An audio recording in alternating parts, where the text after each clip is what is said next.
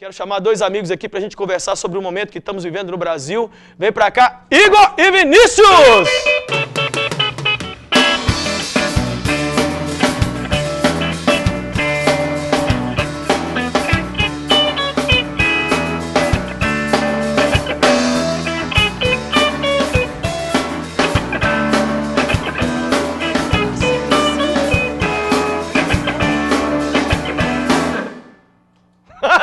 Que banda é essa, velho? Controle remoto, vocês. Muito bom. Obrigado por vocês estarem aqui com a gente hoje. E no momento crucial da nação. Você já viveu, Igor, algum momento no Brasil tão importante como esse, não? Esse é singular. Você estava vivo nas diretas, não? Não, eu estava vivo sim, mas testemunhei com o menino. E você, Vinícius? Eu tenho 28 anos, eu era muito criança ainda. No Silê eu estava vivo, e eu era mais velho, e eu lembro, e eu não fui para a rua porque não me deixaram ir, porque eu também era muito novinho, mas mesmo diretas já, eu não me lembro de um momento tão singular da nação como esse. E dentro do movimento que está acontecendo, de uma insatisfação, eu acho que a coisa que mais mexe comigo é de não ter um líder. Qual é a leitura que vocês fazem? O que vocês olhando para o país, o que está acontecendo com o brasileiro? Pois é, a gente está testemunhando um fenômeno muito importante, que é uma crise de representatividade.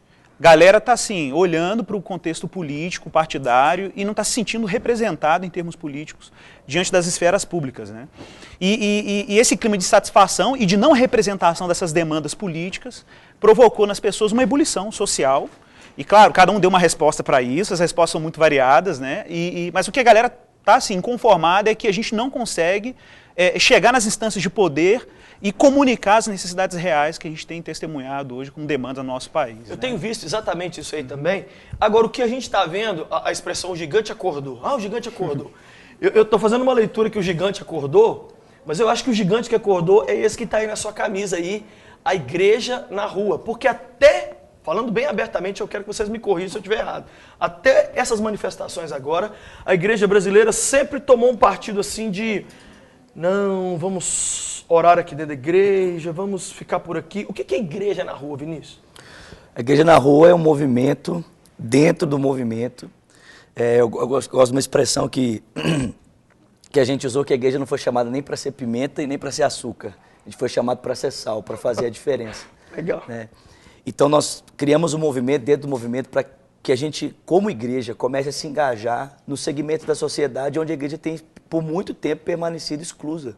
Né? Quer dizer, as coisas estão acontecendo e a gente está dentro da nossa própria esfera assistindo as coisas acontecerem e não está fazendo nada. Quando a gente olha para a história da igreja, a gente percebe que as coisas foram bem diferentes. A igreja era uma igreja engajada, uma igreja que fazia diferença, era uma igreja relevante no seu contexto social. Então, o nosso intuito é tentar retomar essa voz ativa da igreja, né, nesses vários segmentos em que a igreja precisa estar participando. O que você vê, Igor, por exemplo, alguns pastores e até denominações inteiras que proibiram seus membros de um envolvimento e de ir para a rua? E o que você fala sobre o ir para a rua do cristão? O cristão vai para a rua para fazer tudo como todo mundo está fazendo ou tem alguma coisa a mais que a gente pode fazer? Muito interessante essa pergunta, porque, na verdade, a gente está sob influência ainda de algum pensamento, que é um pensamento que não nasceu da igreja, nasceu de um projeto de secularização, que é um projeto do Ocidente de empurrar a fé cristã para a esfera privada. Como se a fé cristã não tivesse implicações públicas, como se o cristão não tivesse nada para dizer para a sociedade. Né?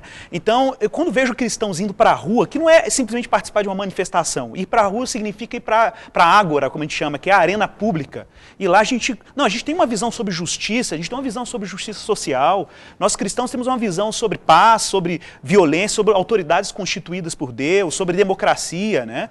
A gente às vezes se esquece, por exemplo, que a Declaração Universal dos Direitos Humanos teve uma participação cristã efetiva na elaboração de uma declaração que regula praticamente a nossa visão de ser humano e de direitos humanos. Né? E é interessante porque às vezes o pessoal acha assim, cristão só fala de aborto ou só fala contra o movimento LGBT. Isso é outra mentira. Né? O cristão tem uma visão de mundo a respeito de como a gente lida com a sociedade, com as relações humanas, as instituições públicas. Né?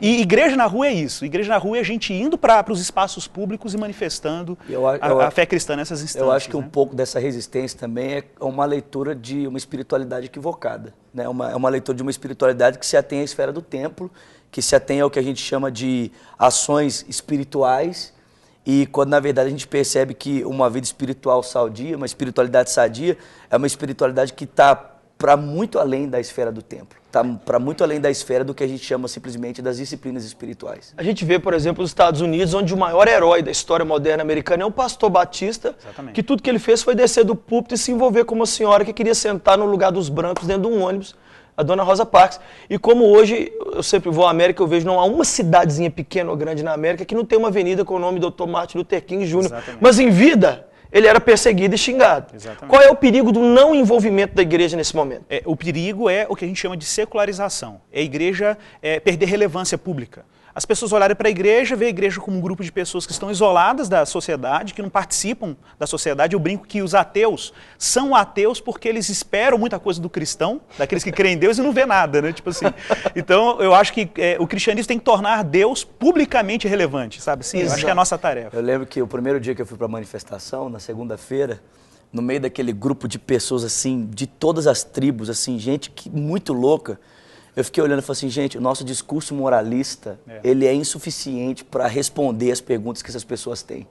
Essas pessoas vão começar a dar credibilidade para a igreja quando eles começarem a perceber que a igreja tem mais a falar do que simplesmente um discurso moralista. Tem mais a mostrar também. Com certeza. Agora, amanhã, hoje, terça-feira, amanhã é uma pegadinha, porque amanhã tem Brasil e Uruguai aqui na nossa cidade, Belo Horizonte, e quinta-feira, em Fortaleza, tem Espanha e Itália. E para os dois jogos está sendo esperado, assim, a maior movimentação de que você já ouviu. O que vocês dois vão fazer amanhã e o que vocês aconselham a gente a fazer, amanhã? Vai pra rua! Vem pra rua! Na verdade, assim, a gente sabe que dentro do movimento existem muitas vozes. Tem vozes mais radicais, né? São os pimentas, Sim, né? exatamente. Vozes mais radicais, são vozes que realmente propõem até uma abordagem mais violenta em termos de transformação social. Mas é óbvio que nós, como cristãos, nós não adotamos uma agenda revolucionária nesse sentido. Né? A gente adota uma agenda cristã de manifestar a justiça de Deus, de denunciar a iniquidade. A gente não quer conspirar contra autoridades constituídas por Deus, mas a gente tem uma tarefa, que eu lembro de João Batista, né? Que viu Herodes lá, envolvido com adultério, e ele dizia, não adulterarás. Ele não foi lá, montou uma conspiração de derrubar o Herodes, etc. Não, ele denunciava a mentira, dizendo não mente, denunciava o roubo, dizendo não roubarás. Eu acho que essa é a tarefa da igreja diante desse contexto. Agora, amanhã nós estamos na rua, representando a comunidade cristã, junto com alguns irmãos, e claro, a gente tem uma cautela também de se deslocar, a gente sabe desses movimentos mais radicais, mas a gente tem que estar lá, salgando, manifestando o reino de Deus, uma posição cristã. Então não é meia dúzia de vândalos que podem fazer com que a igreja se esconda atrás da desculpa da preservação da integridade física para a gente não ir para a rua, não. Perfeito. Temos que ir, então. É isso que eu penso. Temos que ir para a rua. Tem que estar lá. E falar do amor de Deus. Independente do que vai acontecer, a gente tem que estar ali para salgar. Isso. Como é que alguém pode se envolver com o Ministério Igreja na Rua? Tem a hashtag na internet? Tem. E a gente tem uma fanpage também no Facebook, né? Na verdade, um movimento orgânico, a gente não tem uma liderança, tem um grupo de amigos, de rede, de gente, acadêmicos, cristãos que estão envolvidos na universidade, na esfera política, é a partidária, né? Então, e são vários irmãos de várias comunidades de fé juntos, a gente faz esse movimento, a coisa acabou virando meio pólvora, assim, né? Espalhou. E tem gente do Brasil inteiro que, não, eu quero fazer igreja na rua na minha cidade, eu quero ir lá manifestar e tudo. A gente colocou uma placa muito interessante. Nós somos protestantes desde 1517, né? Nós protestamos desde 1517, e de fato, né, a fé cristã está aí sempre protestando nesse sentido. Eu acho que é possível você estar nesses lugares sem se envolver com a confusão, né?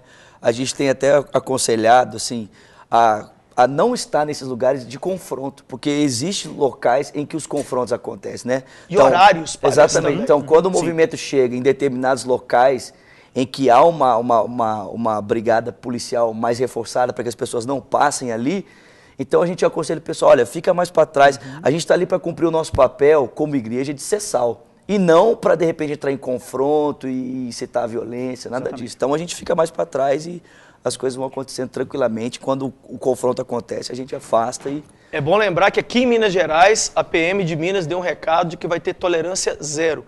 E o que a polícia não vai admitir é pessoas com o rosto coberto, porque se você está indo fazer alguma coisa que não é contra a lei, para que cobrir o rosto? Exatamente. Então, a gente vai com a cara limpa e vai levando o nome do Senhor. E é importante o que você falou, Igor, da gente ir com uma opinião sobre tudo. A igreja tem uma voz sobre cada coisa que está acontecendo nesse país, sobre a PEC 137, sobre os 20 centavos, sobre as eleições do ano que vem, sobre a reforma política, sobre trazer médicos do exterior. Nós estamos envolvidos com tudo e nós queremos resposta para tudo. E nós apoiamos e junto com tudo a gente leva o nome do Senhor, que é o que na verdade é o sal, que muitas vezes falta na pimenta e também falta no açúcar. É o senhorio de Cristo, né? São os valores de Cristo, do reino do Senhor, sendo estabelecidos nessas várias esferas através da voz da igreja. Nós brincamos assim que Deus, mais do que salvar indivíduos, né, ele tem constituído um povo, né? A gente às vezes perde essa noção de que Deus tem instaurado um reino a partir de Cristo. Acho que isso é um ponto relevante para a gente estar mencionando. Deixa então para a gente encerrar o seu Twitter e o seu Twitter para alguém que está nos assistindo acessar vocês direto, além da hashtag Igreja na Rua. O meu é Igor Pensar. E o meu é Vinícius Zulato. Igor Pensar do jeito que fala. Igor Pensar. Vinícius Zulato com Z. Com Z, Z-U-L-A-T-O. Então, vai chover de gente perguntando, inclusive aonde vocês vão estar geograficamente. Você vira para responder, vai todo mundo com roupa vermelha, sei lá que roupa. Nossa camisa é essa aqui, ó. Essa camisa ali, ó. Pega ali a camisa, ó. Igreja na Rua. Então, Igreja na Rua vai em cima dos meninos amanhã. Né? A gente quer que o Brasil ganhe do Uruguai, mas a gente quer que o Brasil ganhe socialmente, politicamente, economicamente, como nação, porque enquanto a gente não vai para o céu, somos cidadãos brasileiros e queremos ver o bem dessa terra maravilhosa. Eu agora vou fazer a pergunta mais difícil para os dois. Igor, nunca é tarde para quê? Ixi, essa pergunta é boa. Olha, nunca é tarde para a gente antecipar os sinais do reino de Deus, né? Meu Deus. Eu acho que isso é o que a gente está envolvido aqui. E é o que a gente está vendo. Exatamente, sinalizando. Nunca é tarde para quê, Vinícius? Acho que nunca é tarde para a gente acordar com o nosso papel como igreja. Amém. O gigante que está acordando, na minha opinião, é a igreja de Jesus. Vamos para a rua, nós vamos falar do amor de Deus, vamos nos desengrejar sem mundanizar. Exatamente. Deus abençoe vocês, obrigado por ter vindo. Muito gostoso ser entrevista.